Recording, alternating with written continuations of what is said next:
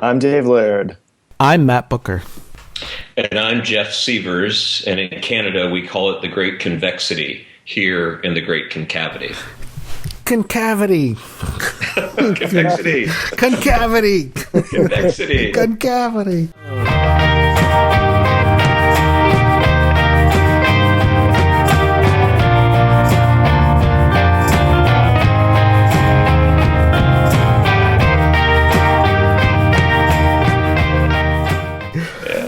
We'll throw some waste on your side of the border. Yeah, let's launch it over, man.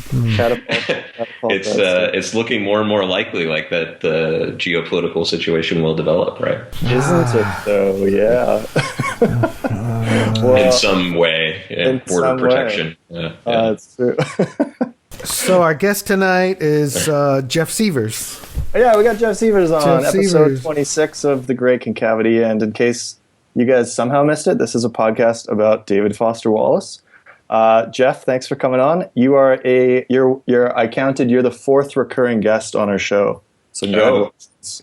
I'm glad to be here, and good to know I'm recurring. It's like a recurring guest star on the old TV shows or something. Joan Rivers. Yeah, totally. Right. So we had a chance Jeff Sievers as himself, sort of. Yeah. So we briefly caught up with you at the ISU conference and had about a 10-minute interview for episode 17.1. Which I just listened back to earlier today, just to refresh. And here we get to have you for an entire episode, which is fantastic because you have a new book that has recently come out called David Foster Wallace's Balancing Books, Fictions of Value, out now from Columbia University Press. And we're very excited to talk to you about the contents of this book. And also, too, we want to mention that you are the Associate Professor of English at UBC in Vancouver, British Columbia, Canada. Mm-hmm. And we did mention that you are an American, but you've lived in Canada for about 7 or 8 years now. Yeah. Since 2009, that's when I moved here. Yeah, that's great. And you teach modern fiction studies and literature at UBC in Vancouver. And well, again, welcome to the show. Good to have you on. Thanks. Yeah. And I got to say, Jeff is also a former Austinite. I had a couple of stints in Austin, 2001 to 2004, and then 08-09. So yeah, Matt and I recently met up in Austin for the first time, which was cool. Yeah, and, Jeff is I believe a graduate of the prestigious Michener Center.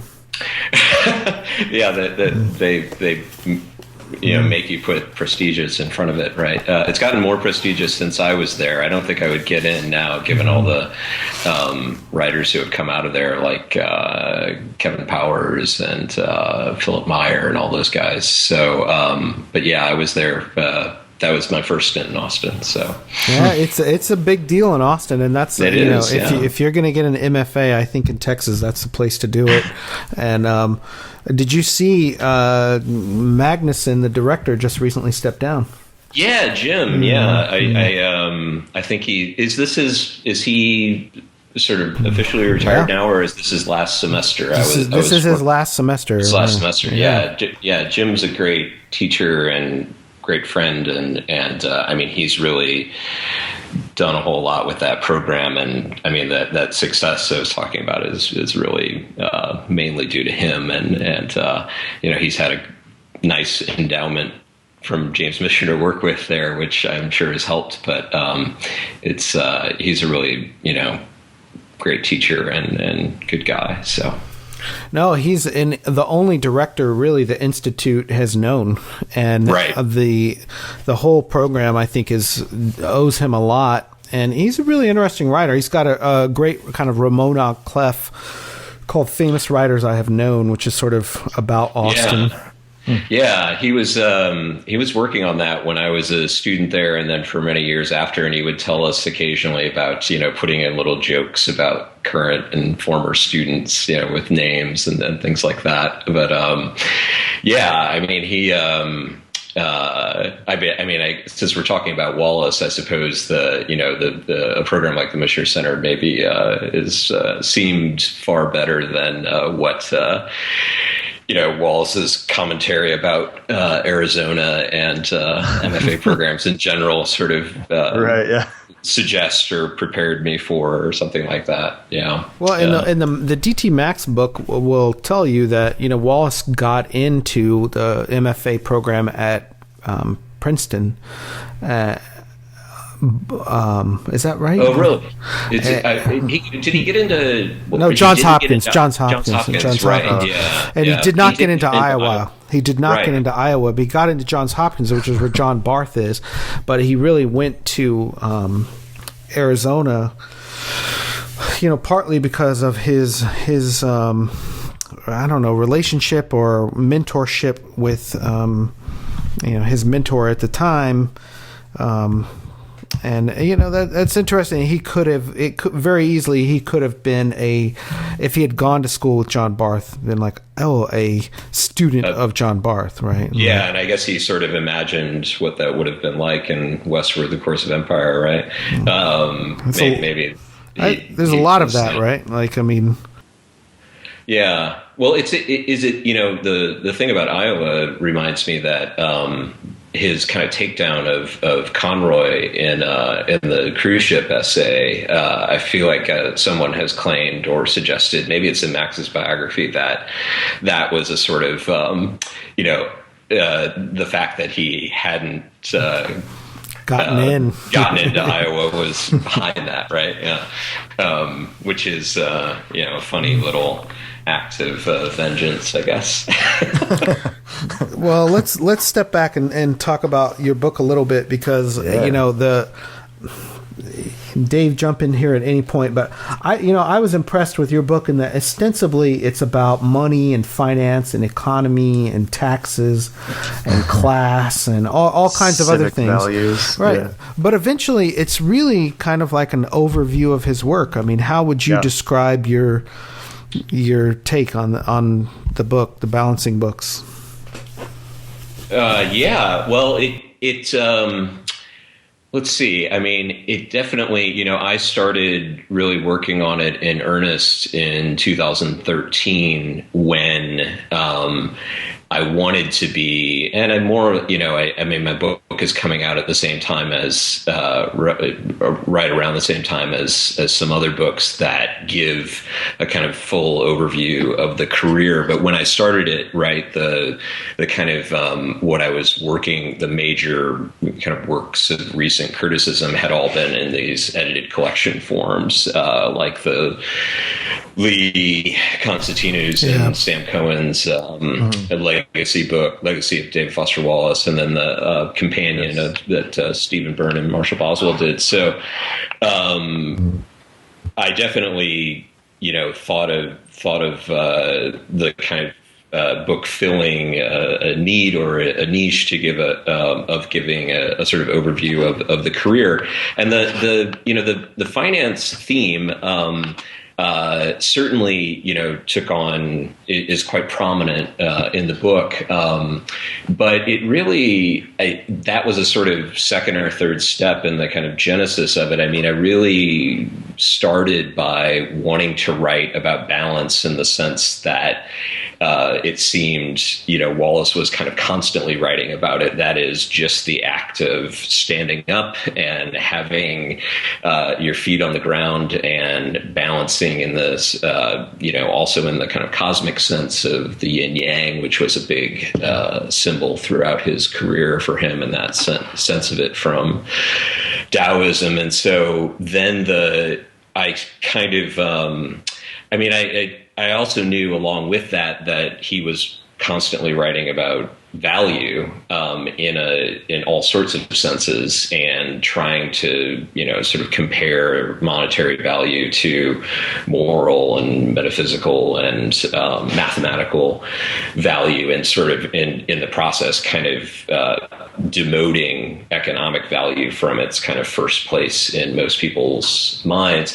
And then I kind of figured out how to connect really those those central systems of meaning by thinking of how value was essentially always about axiom and axiology and foundations to philosophical systems, and that was innately connected to the kind of image, system of what we stand on. There's the young tennis player in Infinite Jest who says something like, when they're talking about the rankings, he says, "I know where I stand," or "I know where I stand at all times." And that seemed to me to be the kind of a little sort of in-joke, in a sense, of that text about, you don't know that, especially if you are, one of these young tennis players who is kind of constantly being scrutinized in terms of, the valuation of your point scoring within tennis and such. So, yeah, those are some of the things that kind of drove me to where I got with the book. Yeah. Mm-hmm.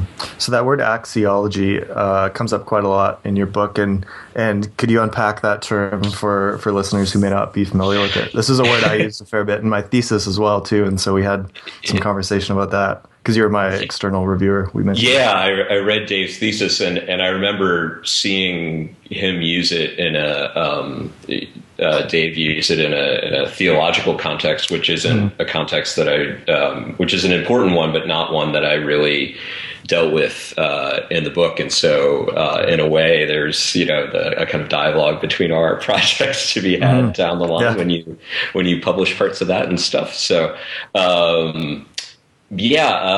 so I sort of came upon axiology. It's one of the words that Wallace. It comes from his dictionary notes, which are reprinted in part, right, in both Flesh and Knot in the interpages between the essays. Yeah. And so that's really where I became aware of axiology as a field. It's defined in his dictionary notes as the philosophy of value and value judgments, right. And so. I kind of, as I was constructing the book, and especially the introduction, I wanted to, have a central term like that for kind of characterizing the field into which his writing and fiction fell. So I think, let's see what to say about this. I mean, axiology. Goes back to the Greek sense of axios, or the worthy, or the thing. It describes what is worthy or what is of weight, and so I quote from an essay on by. A quote from Heidegger in the introduction to the book, defining axiology and axios as something that is interested in things that stand out as worthy or have value of themselves. And I think Wallace was kind of interested in using that idea that there are axiomatic values to kind of contend with this whole inheritance he had from Wittgenstein and logical positivism, which would say that value statements or value judgments are things that would be excluded from or distinguished from fact statements, empirical statements within language. And so I think in a way, I don't think Wallace is, I don't think he's a Wittgensteinian when it comes to this. I don't think he's a Heideggerian. I think he is being truthful when he says, I think in an interview somewhere, that he hopes that his fiction is not taken as philosophy, or he thinks, he thought he would have failed as a writer if he had merely been a kind of philosopher writer. But I think he finds a kind of way of sort of continually sort of probing this kind of question of axiology and the axiomatic, in all sorts of different images, and he was really a kind of writer who was always seeking, I think, kind of physical, concrete images for these more what in another writer are sort of just metaphysical abstractions or something like that. So you get something like instead of the wheelchair assassins are a pretty good kind of indicate or example of that, in that a lot of people would say, well, this is a kind of terribly unrealistic or off-putting kind of set of characters to put at the center of a novel, and yet they speak very well to this kind of desire that I think is very much derived from Kafka to always embody and make physical the sort of metaphysical states of nihilism or belieflessness or kind of ironic detachments from from anything being axiomatic, really. It's funny that you've mentioned that his interest in not being a philosophical writer, it seems somewhat disingenuous to me. Yeah, that's true. That's true. Yeah. There's some disingenuousness. I mean, especially because his father was a philosopher, right? Yeah. And his father was of the sort of ethical value, Western tradition philosopher, where he wrote about Spinoza and Deleuze and Hegel, and was very much in lines with that idea about axiology, whereas Wallace's earlier writings, as an undergrad, were very much not in that tradition about, the analytical Wittgensteinian and, Popper traditions. So it seems to me that there is some automatic conflict there, right? Where he's able to use fiction in service of sort of hiding his interest in value. I mean, do you think that's true? Or? Hiding his interest in value. Well, I mean, I think there's, I think the kind of young man who's clearly kind of brilliant in a variety of fields, in philosophy, fiction writing, and then economics, which was a big field at Amherst for him in the earlier days before those kind of senior theses. And I kind of make something of sort of seeing him as almost a kind of tripartite writer, who is really adept at philosophy, writes this great, first novel as a creative writing thesis, but also had economics in the background.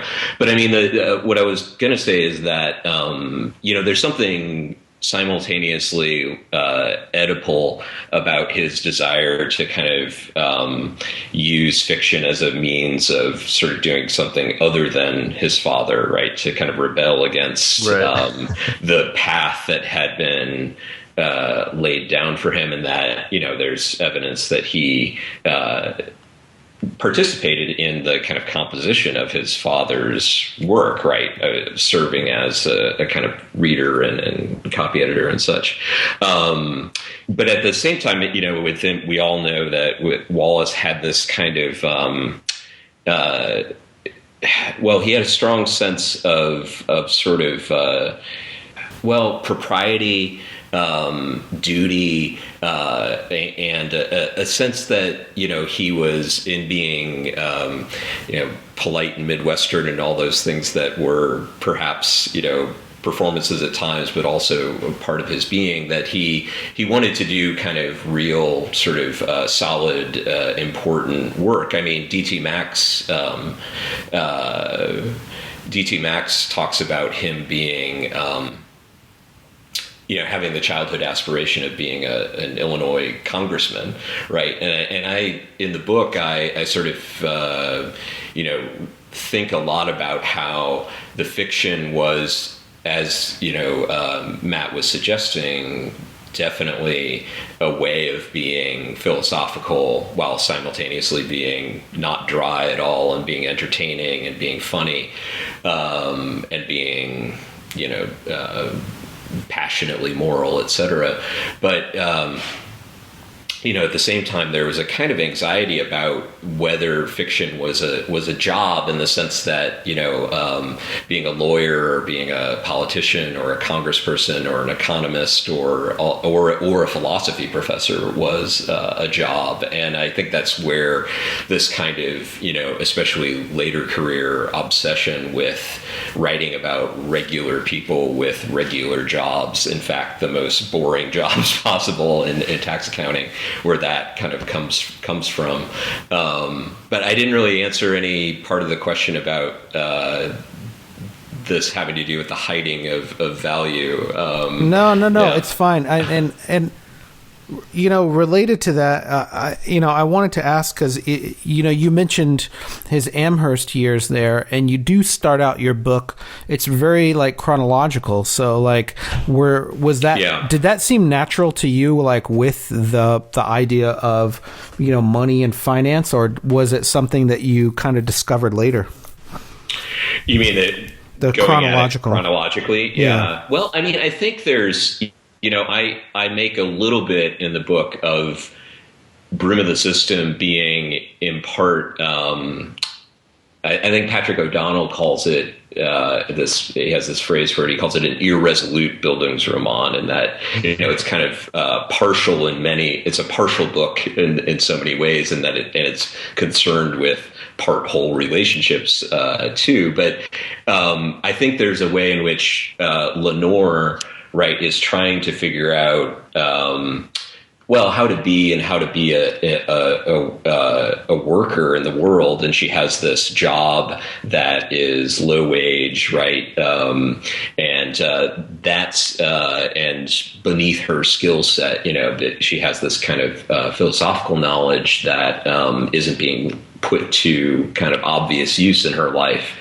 And that's in contrast, right, to Andrew Wang Dang Lang being the economics major at Amherst, which isn't a kind of super prominent part of the book. But I think there's a way in which the way I read those elements and Lang's, kind of entry into the book as somebody who just grows disillusioned with his marriage and disillusioned with his, finance-oriented career. There's a kind of, I think I have a sense that Wallace sort of came out of, Amherst, contemplating a philosophy career, contemplating a fiction career, but also probably thinking about all those people he graduated with who went into business and finance and who made money, which is what people who graduate from Amherst and colleges like that go do, in many respects. And he had that kind of, I think, ability. I'm not suggesting that he wanted secretly to be a stockbroker or something like that, but I think there is a kind of effort to, define himself in relation to that as career choice, but then, of course, more frontally in the Brim of the System, define his work and his kind of moral philosophy against a kind of 80s Reaganite capitalism gone berserk. Norman Bombardini being the kind of great emblem of that, right? Yes. Consumer capitalism that no longer produces anything and is kind of driven mad by this consumption oriented ethic, or a kind of driven mad by the idea that the U.S. is a service economy, a consumer economy, and that kind of buying things and consuming them is the kind of major economic function of so many Americans in a way. I loved your quote on page 46 where you're talking about Norman Bombardini. You say that Bombardini suggests language is powered by food or is food itself, in a travesty of biblical wisdom about not living on bread alone. Yeah, what a delicious series of thoughts, he says, announcing his eat everything plan. I think I think Wallace was kind of really deep into that idea that language was something that could be converted in the imagination of a kind of capitalist figure like Bombardini, or in the imagination of Hal eventually, right? Hal sort of is a great he digests dictionary, he digests everything he reads. He's a vacuum cleaner. I mean, he consumes it, right. And you know, that the reading of the dictionary, the memorization of the dictionary is a kind of consumption. And I think there was a kind of desire within Wallace that I read about quite a bit in the book to sort of suggest the ways in which all the ways in which language is not a consumable object, it is not a possessible object, and it forms a kind of I think that Bombardini is not only a big eater of steaks, but he's a great monologuer, right? He's a kind of hideous man because he, like Rick Vigorous too, just talks and I say this as I go on monologuing myself here, or dialogue. No, I mean, when you think about doing an interview about David Foster Wallace, you realize that he was a kind of great critic of the interview form, right?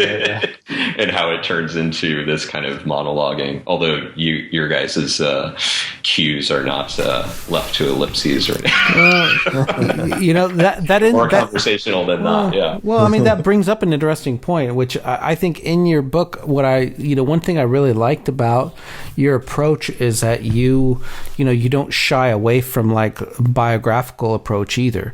And even though you kind of move chronologically through his writing, you're very much willing to embrace the biographical details of his life, which I think are super interesting, and that's what keeps a lot of readers interested. And I mean, can you speak a little bit to that in terms of like how you see, I don't know, literary criticism, or just the value of what you're trying to do there? It's a good point. I mean, I think I am, and maybe this goes back to being somebody who got an MFA in addition to a PhD. I've wanted in general in my work to, I think, write a kind of criticism that, while avoiding, what we all know to be a kind of biographical or autobiographical fallacy or intentional fallacy in assessing writers, to still look for that kind of level of a text that, I mean, at least in this case, what kind of sustained me in the writing of the book was a sense that, to me, nearly every, so many narratives that Wallace created were constructed around these kind of ideas of, finding a sort of image of balance and ground and groundlessness and, or the face in the floor, or all these sort of, things that I make circulate around this kind of central image of balance and ground in the book. That I think I think good criticism for me, especially for a writer who is in the kind of, relatively speaking, infancy period of his critical life, that this is a kind of early moment in which to intervene. I wanted to, in general, put, I thought there was a kind of rhetorical level of Wallace so clearly interested in these issues of sincere expression and irony and addiction that are on the surface of the book, but the books are very long and dense and have all these other scenes and images that people, don't write about or didn't write about. And I'd hope to kind of bring that up. And I think what that brings with it is almost a kind of biographical approach that, does honor a kind of sense that, he had a sense that each book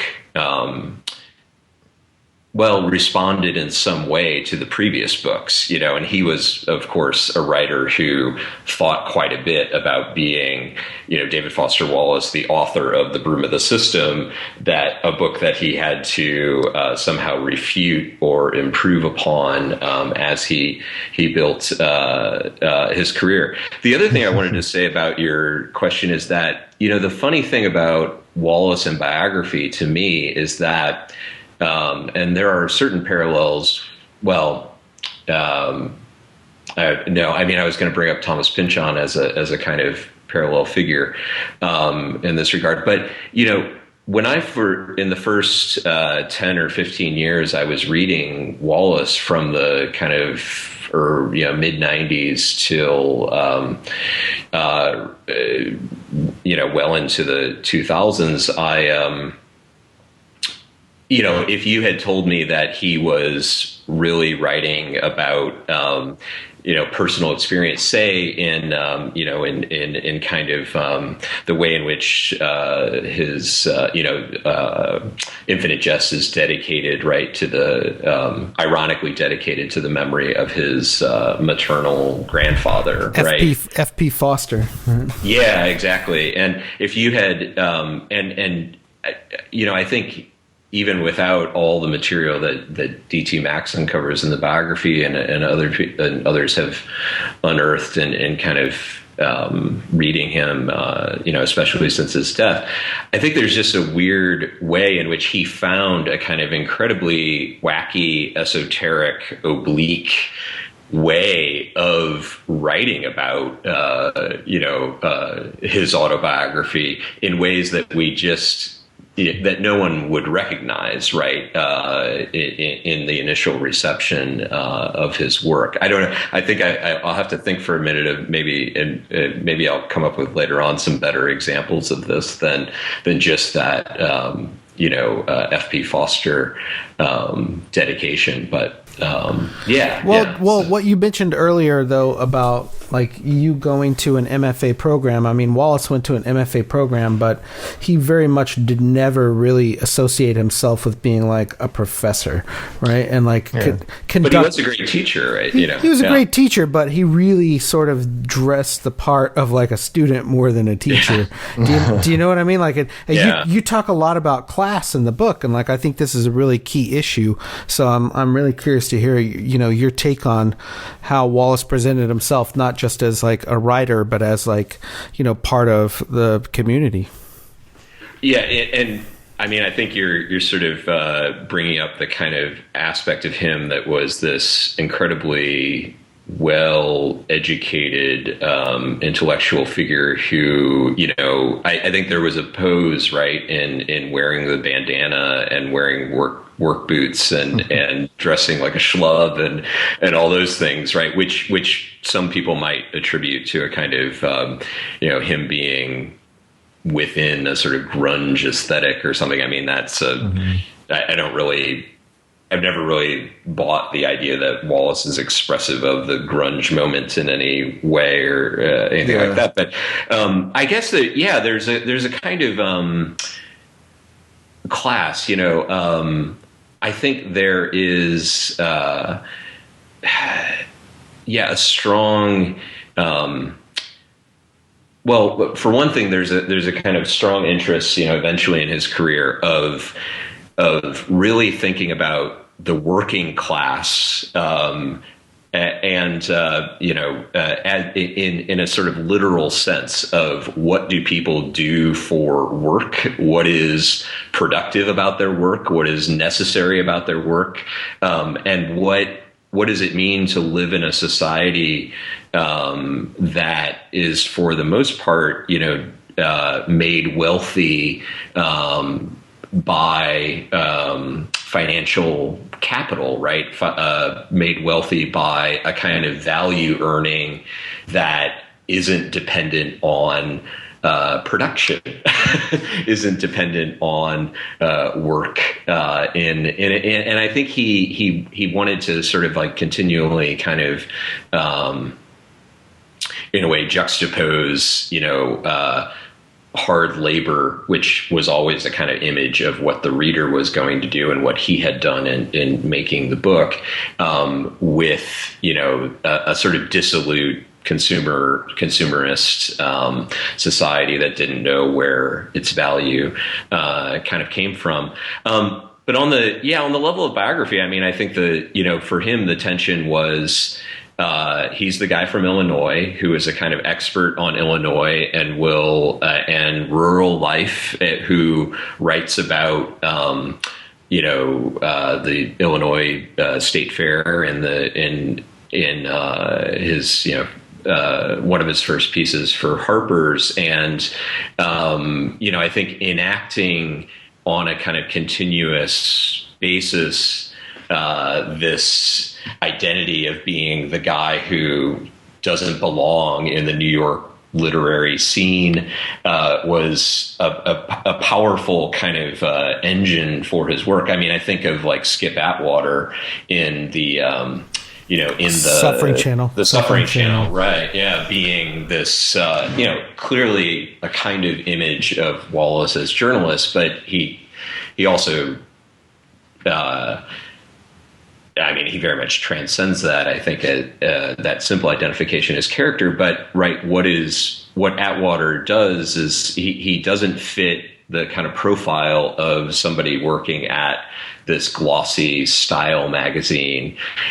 He is somebody who goes out to the Midwest. It's Indiana in the story, but it might as well be, going back to the native Illinois, and finds the kind of story of miraculous poo, but also miraculous kind of energy production, as I suggest in the book, and finds a kind of a figure that doesn't sort of fit or belong on the pages of Style, and yet there's a kind of effort to make him to put him in the magazine, put him on display. And I just think Wallace kind of had this sense, and it comes out in the 9/11 essay, The View from Mrs. Thompson's too, that he was conversant in sort of at least two Americas, right? He was conversant in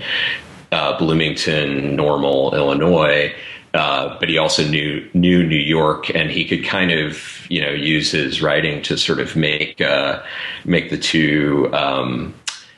two identities talk to one another. And I think very much, there is a kind of there's a definite class distinction between, the people he kind of knew in New York who had their fabulous New York lives or East Coast lives, and then the people that he, frankly, obviously felt more comfortable around, the people of Bloomington, et cetera. And then, the fact that they didn't take him as celebrity, of course, is tied up with all that. So, it's interesting, Matt, because I don't think of my book as being fundamentally about class, but I think it's definitely there, and it's a kind of untapped area too of like studying Infinite Jest. If you think there's a kind of there's a sort of there's definitely a kind of juxtaposition of the privileged tennis kids for the most part, and the down the hill. The people of Eminent House. That's a kind of key. That's sort of, I think, him sort of saying, well, to write an American novel, a great American novel, you need people of different class positions and such. So this is interesting. It makes me think a lot of, if Wallace were still alive and writing today in our current political moment. This issue of class and economics that's so prominent in your book. I wonder, like, Jeff, have you thought much about the kinds of things Wallace would be writing about right now in relation to Republicans winning the election and the absurdity of Donald Trump and all that? What kind of pieces do you think we'd have coming from Wallace at this time? Yeah.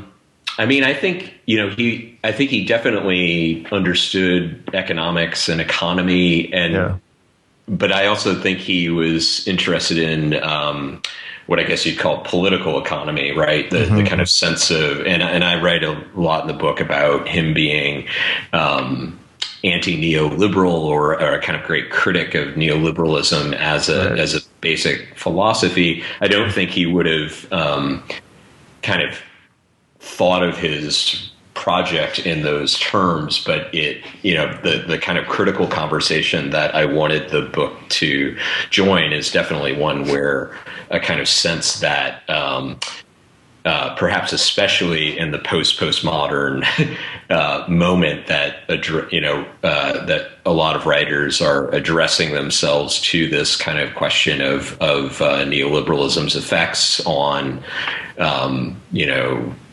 certainly economy and life under capitalism, but also the kind of deep, almost emotional impact that living in a sort of competitive economy has.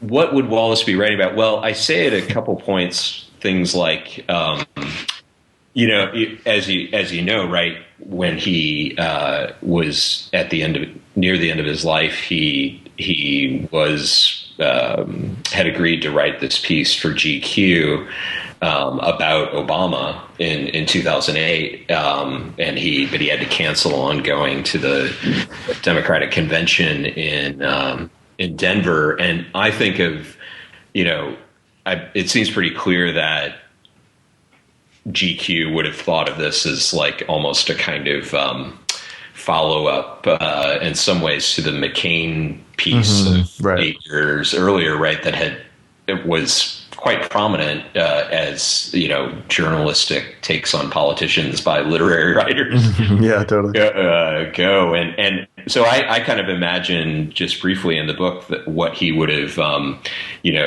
taken out of that Obama profile. I think health insurance is a kind of part of neoliberal political economy that I think he was quite keen on. I sort of do an extended reading of the story Oblivion in those terms, and I think he was quite interested in that.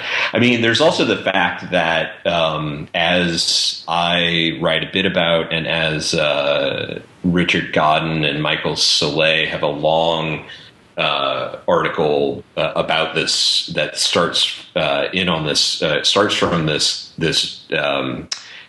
juxtaposition that you have to kind of acknowledge that he committed suicide right as the financial crisis was really going into meltdown mode, in September 2008. And I think it's wrong to see any sort of really symbolism in that, because his death is his death and should be treated in its own terms. But it's pretty clear that he would have. I think there's a lot in his work that is in some ways predictive of the 2008 meltdown. In that I think he instinctively understood and deeply understood that financialization was bad news on many levels, and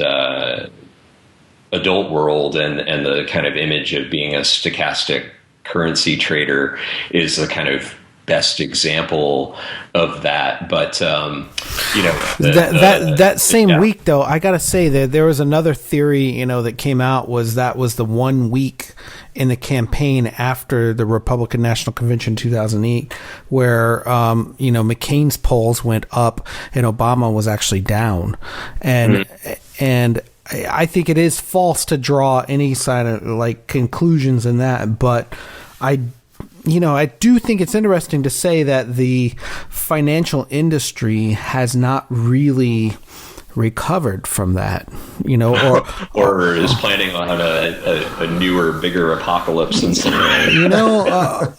Well, I mean, there was a lot of political reforms based on that crash, right? Like that was probably the biggest financial meltdown of my lifetime, and the United States economy and political economy really hasn't fully adapted. I mean, Trump's one of his like core tenets is that he's going to repeal Dodd-Frank, which is a lot of the protections that were put in place after 2008. And I think it's really interesting that Wallace was in touch with that with McCain and with his, interviews through 2004. And, your willingness to sort of engage with that level of economy, I think, it makes your argument stronger, and that, Wallace was engaged with like the times that he was living in. Mm-hmm. And, can you talk a little bit about like the Pale King? Because that plays a big role in your book. Yeah. Well, I mean, I think he, I think nobody can read the work in general after the McCain essay, pretty much from 2000 forward, and not see that he was so very interested, right, in civic values and instilling them and talking about their erosion. And I think there's, in a certain sense, I think there's a kind of there's a level of Wallace that has a certain kind of to go to the Pale King, right? The opening scene that Michael Peach put first has that line, "We are all of us brothers," and I think that's a kind of a kind of single sentence distillation of the vision that Wallace wanted out of that novel and really out of the late work. But I also think he, part of what I hope my readings uncover is that there's a lot of like detail work, behind that kind of sentiment, which, is a kind of a sort of, it's a sort of fantasy, right? I mean, down to the fact, including the fact that one thing when I teach that scene, I sort of, have asked grad students before, like, well, what do we think about the fact that the line is, the line sounds good because it's we are all of us brothers, but why doesn't it say we are all of us brothers and sisters? For one thing, it's a gendered vision of togetherness and community and those sorts of themes. I mean, I think the Pale King is, obviously has a strong sense that in order to achieve anything like the sort of civic vision that Wallace had, or a kind of sense that this is water has of, if you look at other people, you'll find that in the grocery line, you'll find a kind of sacred fire there. And he obviously had this strong sense that he was sort of preaching this kind of idea of civics and community and connection to an atomized individualistic society. But the way that happens, the way that we are all of us brothers really occurs is, of course, through bureaucracy, through the state, through the whole system of taxation. That this sort of unavoidable, boring aspect of political togetherness, and like being an adult, right? Like it's like being an adult, totally, right? Yeah, and that's a lot of like from Infinite Jest on. I think in Infinite Jest he seems to be very interested in, what does it mean to be a good citizen? What does it mean to be, a proper adult? With Don Gately going forward, and your book reflects that very much. Yeah. Yeah, I mean, he had a kind of, adult world, right, was his most, I'm sure he was very pleased with that title, right, because it in being the name of a porn store. Yeah, I love it. Yeah. And yet, out of context, it reads as sort of what Wallace's fiction is trying to be about, the kind of world of adulthood and such. And that kind of, dissonance between the two is what he was always writing about. Yeah, I mean, he obviously had a strong sense that the world was infantilizing, right? And that he had been, that people, Americans, people in general, had been kept children or childlike for too long a time by the consumer culture. I mean, it's interesting, right, that A.O. Scott, was his kind of greatest, I think, one of his greatest popular reviewers, in a sense, right, where he wrote that essay about the kind of really all the work up through, I think, Brief Interviews with Hideous Men, and he talked about that problem of kind of Wallace being against irony, but clearly being thoroughly an ironist, not really a sincere writer. And Wallace and D.T. Max, and I've seen the line in the archive where Wallace is writing, I think it's Good Old Neon, and he writes it in the margin of the page, A.O. Scott saw into my character, or something like that, as in saw what I'm about. And anyway, the reason I bring up A.O. Scott is because he's more recently, just in the past few years, talked about some about the kind of the perpetual childhood or perpetual adolescence of American culture. A kind of end of adulthood as a sort of as something that is available in a way. And of course, Wallace is the great. I mean, that was one of his key theses, right? That we're all sort of children, in some key ways. Mm-hmm.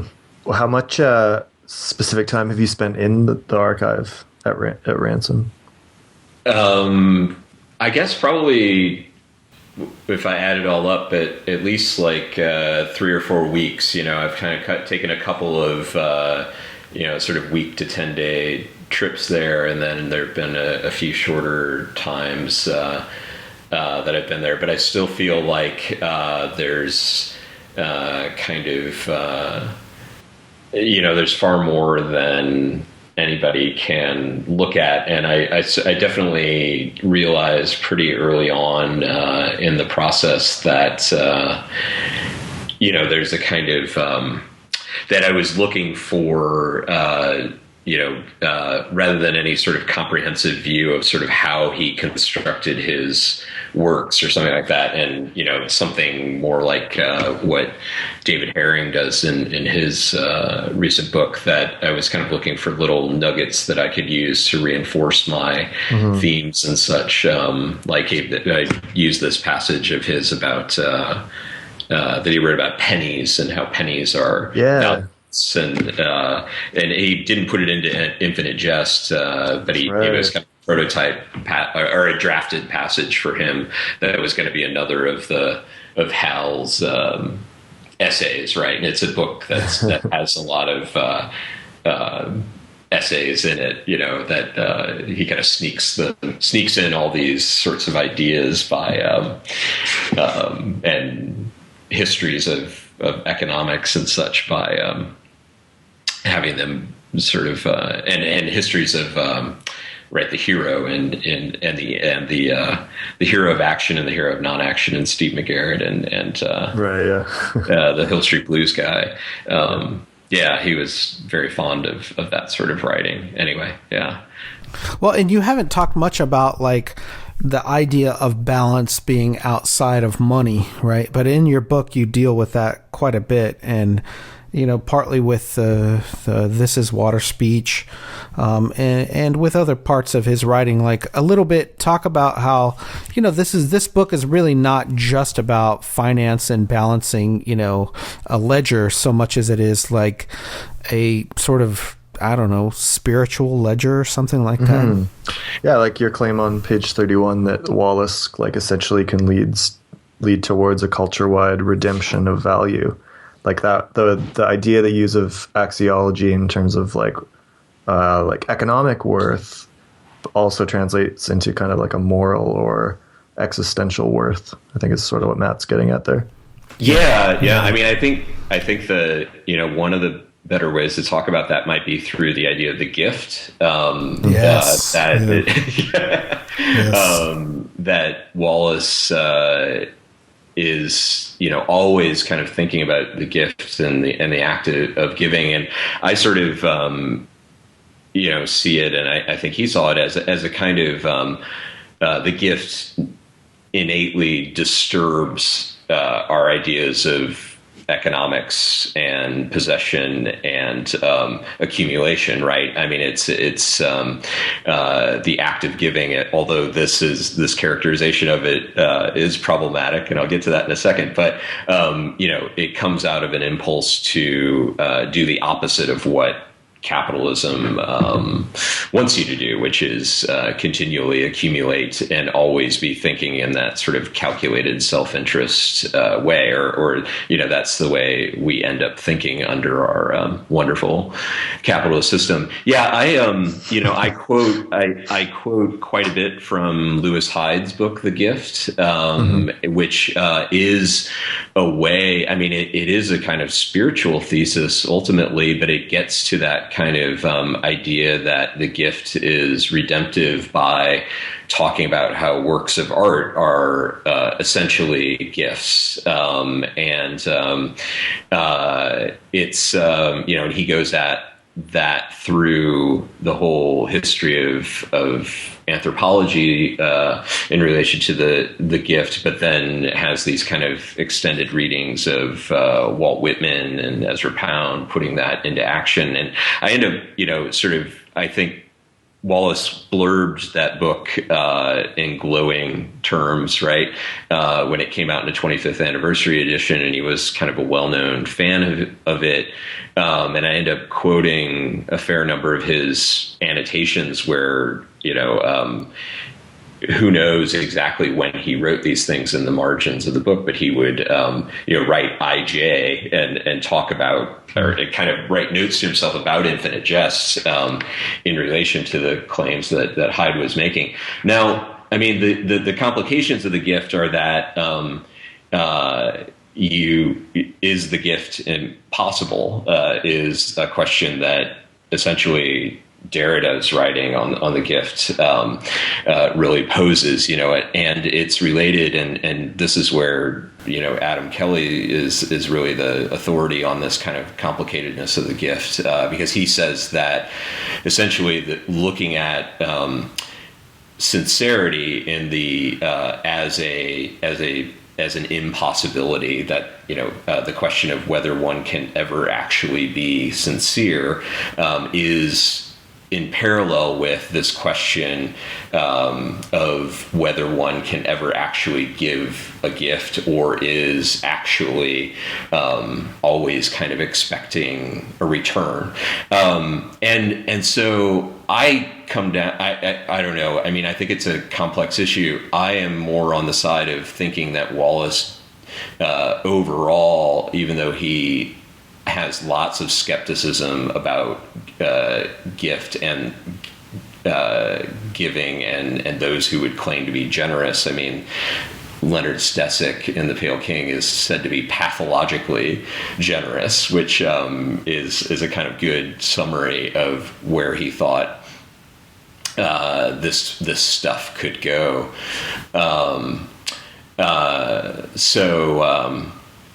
But I think where to go with that? I mean, I end up saying in the book that I think Wallace was sort of somebody who wanted to believe in the possibility of gift giving, and again, to go back to that biographical stratum that Matt pointed to earlier.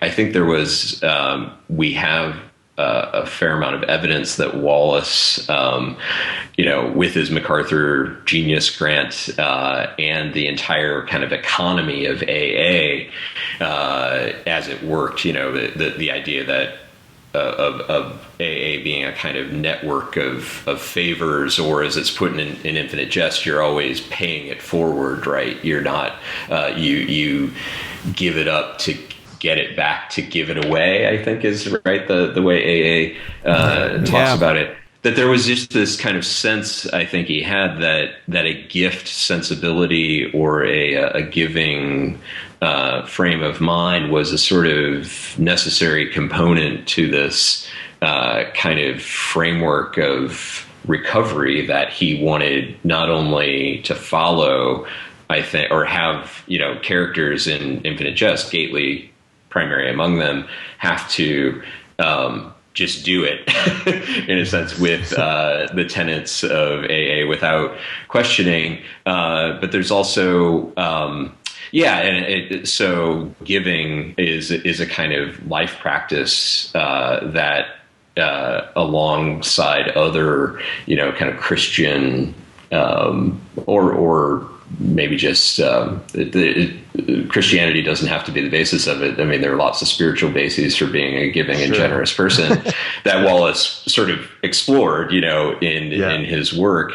But that you have a specific chapter called Dei Gratia, which is the grace of God. Grace being gifts. Yeah. I could say more about that, I guess, because I don't want to kind of just go on and on recounting the book. No, that's fine.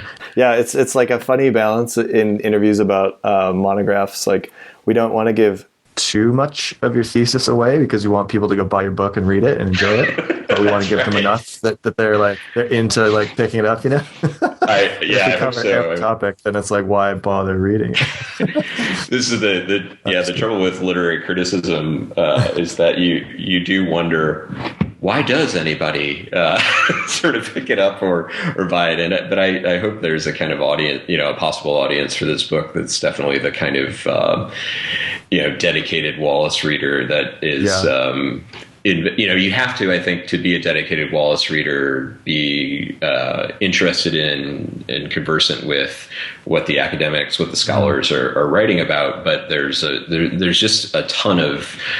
There are so many ways into his work, and I hope the book kind of shows that there are just covers a lot of possible ground, possible entryways, I guess. Grace is a huge, I think, idea that Wallace wanted to kind of edge his way toward in some way without being. Without being the sorts of things that work against having a kind of grace-filled life or sensibility, like a sort of arrogance or certainty about being graceful or having grace or being a recipient of some divine grace or something. Like that thing about virtues where, like humility, for example, when you say that you have it, you've instantly lost it. Yeah, I mean that's a very kind of Wallace-esque formulation, right? Yeah. I mean, sincerity is kind of all about that. And then you've lost it, I think. You're actually pathologically generous. And it made me think of this point in the David Lipsky book where Lipsky goes into his room when he's supposed to be leaving, and he looks around, and one of the things he sees on the wall is a postcard, which is the prayer of Saint Ignatius. And it's about, Lord, teach me to be generous, to serve as you deserve, to give and not to count the cost. And, sometimes this is called the prayer of generosity, which, it makes me think of Richard Powers has a book called Generosity, which I think kind of refers to Wallace. And in your book, you deal with some other people who are kind of the heirs to Wallace, and ethically and spiritually or fictionally. And so you talk about Teddy Wayne and some other people who might be heirs to Wallace. Like, can you walk us through that, people like you think who have picked up like the mantle of Wallace in the past 10 years or so? Well, I write about Zadie Smith and Jonathan Lethem as sort of fellow blurbers of Hyde's The Gift. That's how I kind of, one of the connections I make to Wallace. And I think Lethem in a lot of ways has sort of more thoroughly followed this kind of Hyde logic of the gift and the work of art as gift, and really pursued it in the direction of, you probably know his essay, The Ecstasy of Influence, right? Which is all plagiarized materials, and, a kind of very radical sense that when it comes to writing or an intellectual work, there is no property, and something like copyright is a sort of, needs to be rethought or overturned. And that was a kind of direct, Wallace was more interested in a kind of spiritual, ethical dimension, I think, of the idea of a kind of gifts or of commonwealth. But yeah, I write about Lethem and Chronic City, which I think is very psyched to see that in there, Jeff. My first conference presentation in Illinois 2 years ago was about Chronic City and Infinite Jest. One of my supervisors, Paul Milton, who you obviously are now acquainted with, I read Chronic City in his class that summer, and I instantly was, okay, this is great.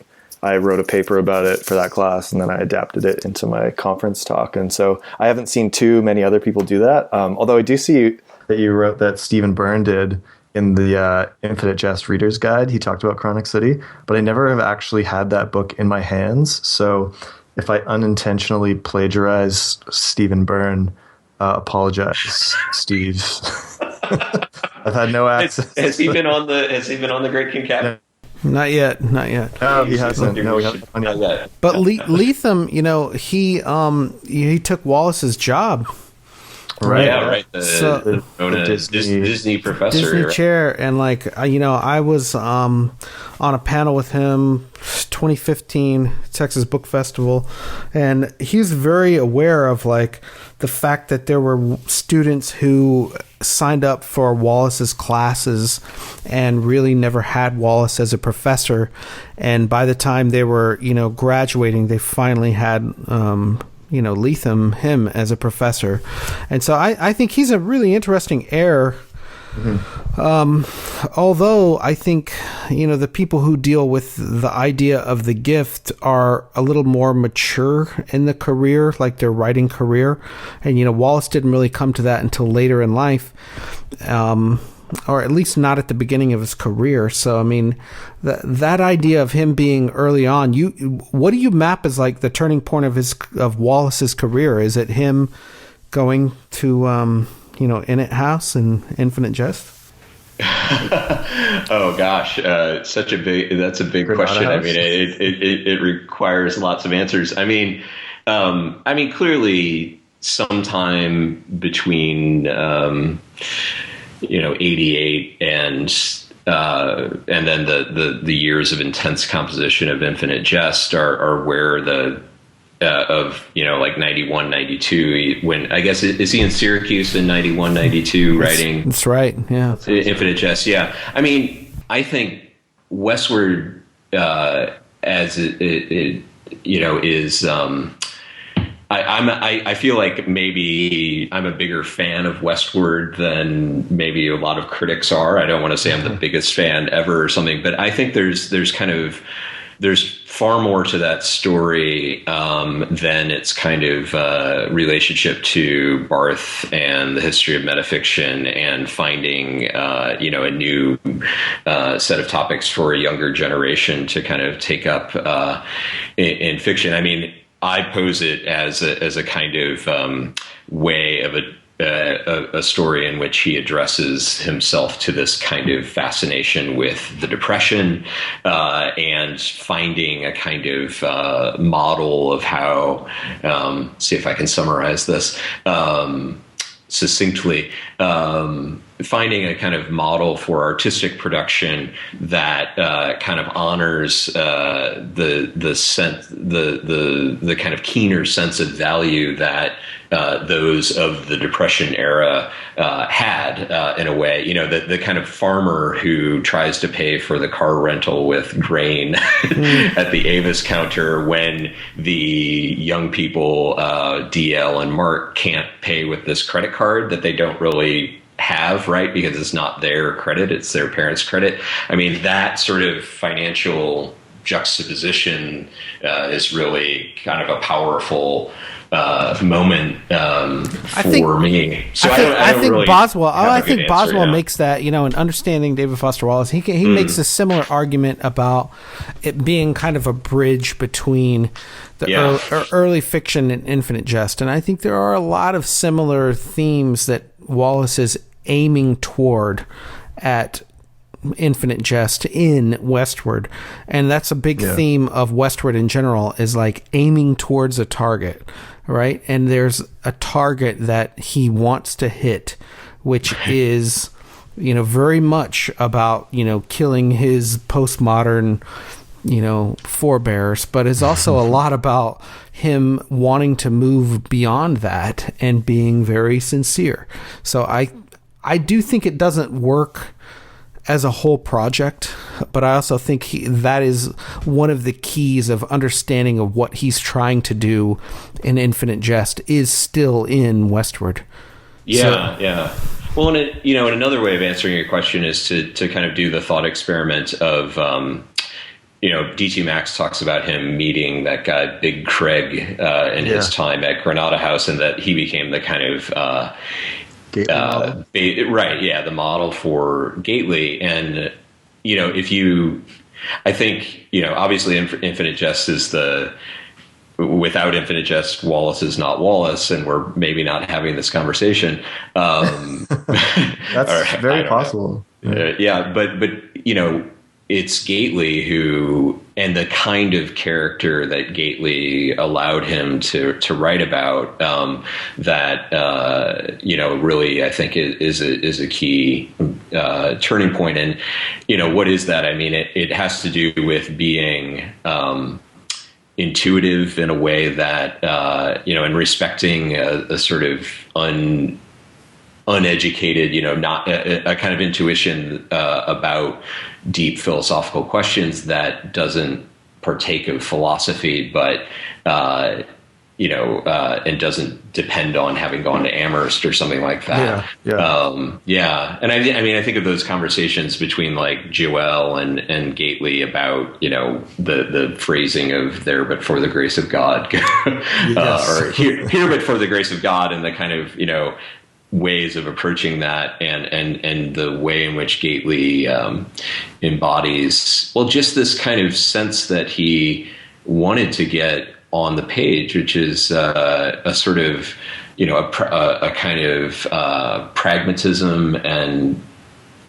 in multiple senses. I mean, a pragmatism, maybe small p pragmatism, but also the kind of body of philosophical work that people have written about him, written about Wallace through, like David Evans's essay in the companion volume, right? Yeah, and Wallace as kind of fan of William James and such. But yeah, I mean, I think it's sort of giving himself maybe the freedom to write Gately that is a real turning point. I mean, I think there's a lot of this is present in Lenore, but she is, she just doesn't have the kind of literal and figurative stature of Gately in his work. I'm intrigued by a claim that you say that Don Gately is the character who makes Infinite Jest a masterpiece on page 88. That's like, I mean, when you read Infinite Jest, you kind of get the sense that Gately is, he's really kind of like the philosophical crux of the novel, right? In terms of the themes that Wallace is really driving at. And what would Infinite Jest be without Gately and his particular storyline and human struggles, right? Yeah, I mean, I think there's a way of seeing Infinite Jest as like if you think about something like the professional conversationalist scene, which seems like both based on our kind of archival evidence, and just one's own sense of things. I mean, it's the Wallace kind of the Broom of the System and era. It's a younger Wallace, maybe a kind of late 80s Wallace writing that scene. And, what partly makes Infinite Jest compelling, but also, makes it the baggy monster that it is that it's a writer. He kind of learned how to write Infinite Jest over the course of it, and Gately, of course, is just a far different character from the kind of, the dynamic of like himself and Hal is clearly a kind of like, that's a kind of relationship that it's all about adolescence and the adolescent mindset. And, as you guys were saying earlier, right, like, you need, I think he found ways to sort of found ways to get a kind of adult ballast in there, and do, as he famously said, do something sad. Right. Yeah, totally. As he wanted it to be. Well, and when you're 24, or 22, and you read the book, you probably identify a lot with Hal. And it's different. At least for me, when you're, post 33, 35, and you read it and identify with Gately, and who's really struggling to be that, what we were talking about earlier, like, what does it mean to be a good citizen? What does it mean to be a good adult? And decent human being. Yeah, and I think that's really where Wallace is at, and that he's struggling in that book with, not only what it was like for him to be a child prodigy, but for him to be a sincere adult who that shit doesn't cut it anymore. Like, you still got to go to this, like, job. What do you call Gately's jobs? Like his, janitorial jobs. Like, you have a good term for it in your book. I forget it. It's from the novel. It's a humility job. Humility job, right? Yeah. Which, right. Yeah. I mean, that's it, right? We started out like 45 minutes ago or whatever, talking about those, what jobs and work mean to Wallace. And I think humility job is kind of the best example of that. I mean, I'm pretty sure, he did, I'm pretty sure that's one of the aspects of AA that's embellished, or if not made up. I don't know. Maybe they do have people actually get humility jobs, but he certainly kind of like, analyzes the janitorial work and working with waste, et cetera, at a great length. Various forms of waste as well. Yeah. Well, and that's one thing I love about the DT Max book is that, when he interviews Big Craig, he's like, what was your impression of Wallace? And it wasn't that he was some, humble guy just looking for salvation. It was like, no, his impression was like he was a writer looking for material. Yeah, right. Material he could put in a book. Yeah. I mean, I think this Mary Carr has certainly kind of pursued that thesis about Infinite Jest. I mean, I think it's in one of those. I think when DT Max interviews her and Mark Costello and a couple other people, you can find it on YouTube, right? It's like a New Yorker event. Yeah. And she says, and I think she said it in several contexts that when I read, the early drafts of scenes from Infinite Jest, I was sort of scandalized by the fact that he had taken people's stories. And I want to claim, in my book, I try to work by the end of my chapter about Infinite Jest around to the idea that there is a kind of acknowledgement of this sense of the sharedness of stories and the sharedness of language. I sort of suggest that there's a kind of way of seeing AA as a commonwealth of language and stories in the book, and that his acknowledgement on the copyright page of not naming people. You may know, I can't recall the actual line, but right, he says something like the best thing I can do for these people is not to name them, or something. I think there's a kind of an attempt to honor the anonymity within Alcoholics Anonymous there, but also kind of extend a sort of like anonymous credit those people that he, from Mary Karr's insider perspective, he was plagiarizing or something like that. Yeah, yeah. I mean, and it's something for to be kind of figured out, right? Like I remember in 1996, reading the interviews that came out, I think maybe one in Newsweek or somewhere, where Wallace would say, well, they have, as he says in the acknowledgments page, they have these open meetings, you can go, and I would just go and listen. And of course, the story of him being disingenuous, to use that word again, about his relationship to all that is part of that,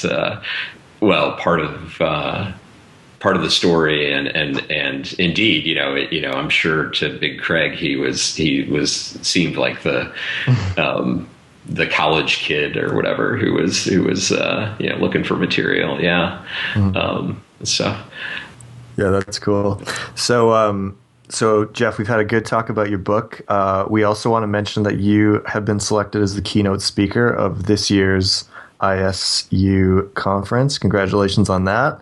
Can you give us kind of a brief, like a teaser trailer of what you might be leaning towards for your keynote address there?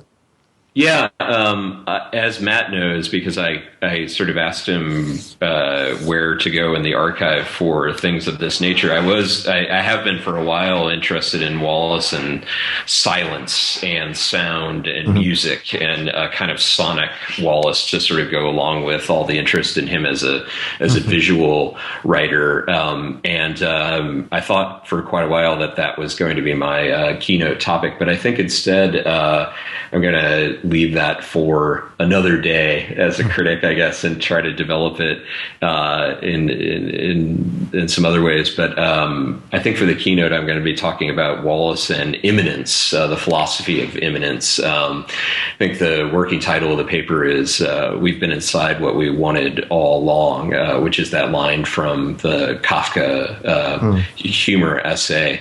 And so it's really a kind of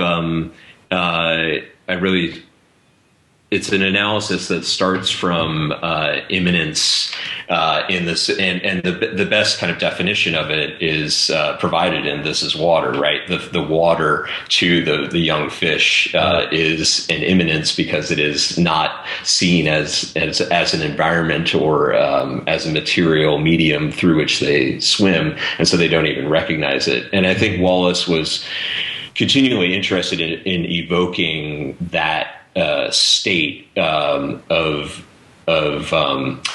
a kind of spatial sense of interiors and exteriors being something that was impossible to maintain. And so I will end up talking quite a bit in the keynote about a lot of door images. Cool. Especially, Hal says, just as to complete my teaser here that you requested, Hal says, in the opening scene at Arizona, right, he says something about the exit sign. It kind of pops up. Yeah, right. Nothing. He says, exit in Latin would read to someone who knows Latin as "he leaves." And I think that sense that exits or entrances or doors or gates, in the case of Gately, are not...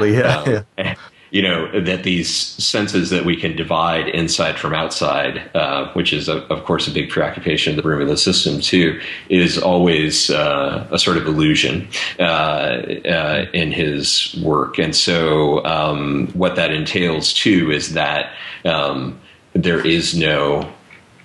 It also becomes a kind of model for selfhood, too, that there is no kind of door to a kind of external point on the self, and that kind of influences the way he goes about constructing scenes, images of doors. The Suffering Channel has lots of interesting images of doors in the duplex that Skip Atwater goes to, that the Moltkes own, but also so there's lots of door imagery, but it ultimately it's about the kind of immanence of self, language, the fact that language is our all-encompassing medium that, as Wittgenstein taught us, we cannot see outside of. And so I'll be talking about all those sorts of things, and I hope cool. My teaser hasn't put anybody off who might otherwise want to listen or something. It will all be more accurately and aptly put in this talk itself, I'm sure. Hey, that's cool. Funny because you know what, Jeff, I associate it with a lot of immanent stuff with one of my other favorite authors is John Updike, who identified his own sort of personal project in his all writing as to give the mundane its beautiful due, and that's pretty much like the definition of immanence to me. And I think there's a lot of, Marshall Boswell deals with a little bit with this, and I'm really interested in this idea of exiting, unfortunately, because Wallace did exit, and I can't wait to hear more about it and read more about it. Dave, do you have any final thoughts on this idea of immanence? Well, yeah, I was gonna offer or a query as to whether you plan to cite any Radiohead in this talk about doors, because Radiohead has like quite an interesting thematic resonance with doors. Particularly, I'm thinking of a song on the album Amnesiac called Pull Revolving Doors, and there's just someone talking about doors and different kinds of doors. So maybe you can get an epigraph or something from that. I obviously need to read more, listen to more Radiohead. It's like eating your vegetables, like Matt said a couple episodes ago. What's the name of this band? I'm sorry, the name of the band? Taylor Swift. Okay, well, let me write that down. It sounds great. Aren't they? Don't they have a Crying of Lot 49 reference? I always thought of them as Pinchonians by nature. So Pinchonian. Yeah. By the way, I have to say, so for everyone else who is tuning in to hear Jeff Severs as a Wallace scholar, I have to say he is one of the preeminent Pinchonian scholars of our time. And there are people who will listen to this who know nothing about Wallace, but they know the name Jeff Severs related to Thomas Pynchon. So because Jeff, you have a book on Against the Day, right? I edited a collection of essays with my friend Christopher Leese, in 2011, I guess, on Against the Day. Yeah, I still haven't read that, but it's been on my bookshelf for probably 9 years, and I'm just kind of looking at it, eyeing it once in a while, being I don't know, man. Well, you're one of the few Wallace scholars who's actually written a lot about Pynchon, and even though that connection's there, not a lot of writing has been done connecting the two. Yeah, there. I think there is a lot there. I mean, Brian McHale's essay about the Pale King, called "The Pale King" or "The White Visitation," is really a key place to go, right? Because he sort of, I love the passage in that where he lays out, the way in which Wallace kind of mimicked so many sentences from Gravity's Rainbow, even when he wasn't making kind of exact allusions to Gravity's Rainbow. Yeah, and it's so interesting too because Wallace denied a Pynchon influence or Pynchon influence in so many ways, claiming that he didn't know anything about the Crying of Lot 49 or read it after he wrote The Broom of the System. There's definitely a kind of anxiety of influence there. And Brian's essay really, tackles that very subject of kind of avoiding certain influences while, writing at great length about John Barth in explicit terms and all that. So, And speaking of Brian McHale, congratulations on getting his endorsement on the back of your book jacket. That's pretty solid. Well, I think Brian hung the moon for critics. Yeah, so well, exactly. He's a huge deal. Yeah, definitely exciting to get that. Yeah. Mm-hmm. And then Lee Constantino as well is on the back, who was our previous episode guest. So all the dots. Yeah, I listened to that one. Yeah. That's cool. Heather Hauser as well. We haven't had her on yet, but we'd love to talk to her in the future. She's a friend of the pod. She's a friend of the pod. The pod, the podcast, or just the pod of people that we know. Any last thoughts, Jeff? Matt's like, let's cut this off. It's getting over long here or something like that. Just thank you guys for doing this one and for doing this podcast. I mean, I think it's a great institution for the Wallace community, and goes along with the conference and Matt, you didn't mention here the society and everything, but I'm sure you'll cover that at greater length at some other time. So thanks to you guys. It's a labor of love for us, and I mean, we truly just we could do this for hours and hours upon hours. So and we will in and Illinois, we will June. So I encourage everyone who's listening, come to Bloomington in the first weekend of June or whatever it is, and come to the conference. 8th and 9th, I think. Yeah, come to the conference and we'll do this in person. We're going to have a live episode there. We are. Awesome. And it's going to be awesome. And we're going to have a lot of different people on the show. I think there are 100 people already registered for the conference. So it's going to be a good turnout for your keynote, Jeff. Yeah, definitely. All right. Well, I hope I do a better job of giving it than I did of summarizing it in a teaser, as Dave requested. So. What? Well, you've hardly even. What is that? Is that possible? But you might not even have written this paper yet. I suppose it's still quite a few months. I haven't written mine either. So. What? Yeah. What? Yeah, night before, man. No, it's good. No one ever wants to really know how the sausage is made, so let's keep it all to ourselves, right? Oh yeah. So Dan Keyes, my supervisor, who Jeff was pretty in a really good way on my case about getting my thesis done, because I think I took 2 extra semesters, longer than I needed to finish it, but I just need insane amounts of pressure to get any kind of academic writing done. So I don't know. I've seen that happen before with MA and PhD students. Yeah. He was cracking the whip, which I appreciated. I needed that. That's the only way I can perform. Well, extreme duress, Well, thanks for sharing your book with us today, Jeff. Yeah, and, Jeff, thanks for your book. Thanks for unpacking some of it with us. It's a great read. One thing that I loved about being a student was that I could, anytime one of these books on Wallace came out, I would look at the price tag and be like, oh, I'd love to own this book, but it's quite expensive, isn't it? So I would just send an email to Dan Keyes, my supervisor, and be like, hey, is it possible the library can bring this in? I'd like to use it. And a week or 2 later, it was in the library, and then I had unfettered access to it for 2 years.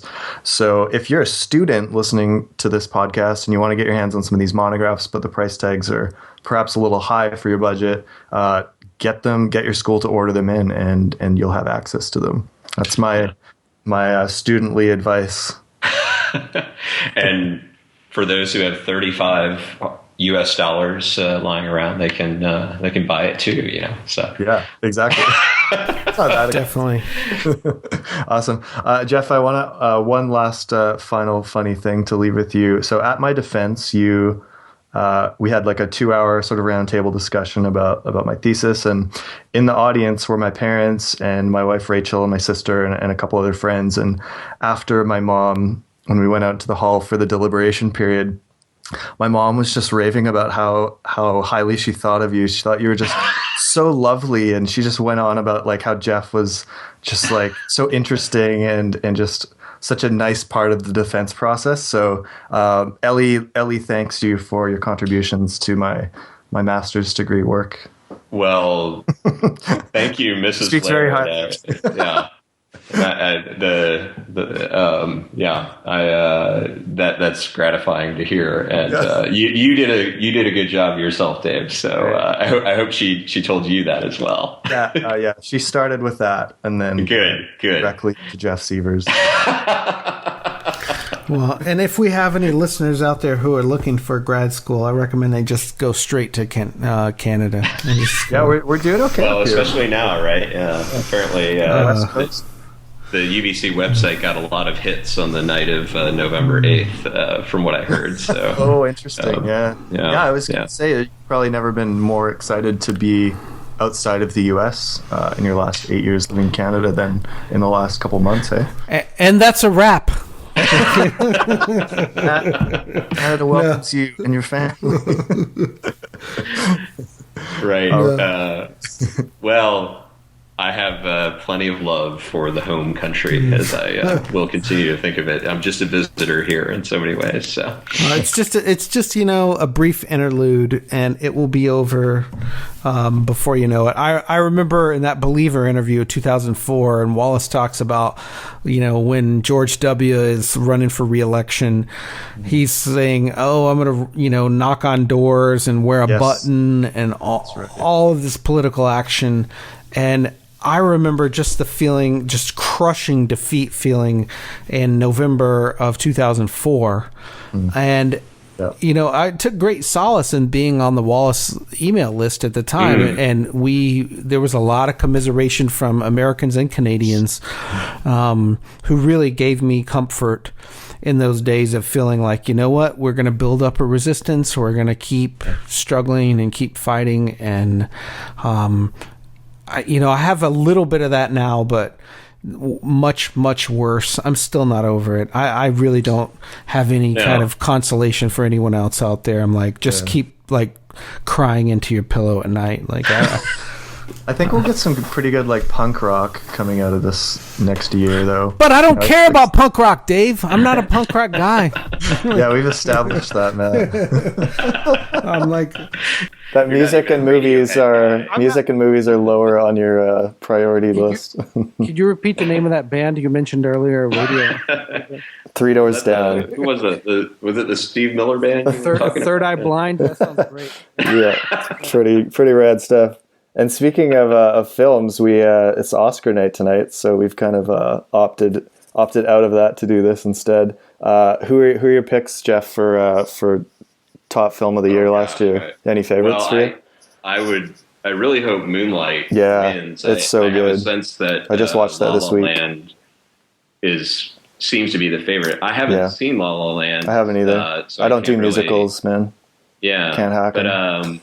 I just think Moonlight is so brilliant aesthetically and important politically that I can't imagine some hymn to Hollywood musicals or something could have that kind of impact. So I don't know. And Moonlight all the way. And I hope Denzel Washington wins. But I haven't seen Fences yet, but I've heard it's very good. I think that's a great performance. Yeah. Have you seen Manchester by the Sea? I have, and definitely. Definitely enjoyed it, but Moonlight takes it for you. It's the best picture, and obviously Casey Affleck. It's a good performance. But anyway, I don't have anything actually more profound to say than good performance. So, and I hope you're editing this part out. No way, this is going in. All I've seen is Zootopia and Finding Dory. So please tell me Finding Dory is not up there because I thought it was fucking awful. I thought you were going to say awesome, and that would have been equally hilarious. Actually, no. I liked Penguins of Madagascar. That's right. Yeah, I'm going to come to Austin and take you for a day at the cinemas. I need it. Like that. You have my permission, please. All right, I'll get my butt down there, and I'll go to the Ransom Center and take you to the movies. All right, thanks, Jeff. Man, thanks really again, Jeff. Yeah, it's been great talking. I really appreciate you guys, and look forward to hearing it. Yeah, and we'll see you in June. All right. Cool. Hear me now, I insist.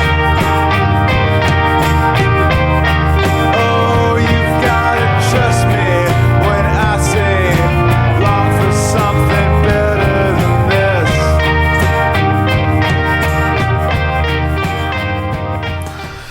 this. So do you have your intro thing ready, like what we talked about? I do. I think I'm going to go with I'm Jeff Sievers, and in Canada we call it the Great Convexity, here in the Great Concavity. Fuck you, man. It's the concavity. Oh, we could stage that whole dialogue or something, right? Yeah.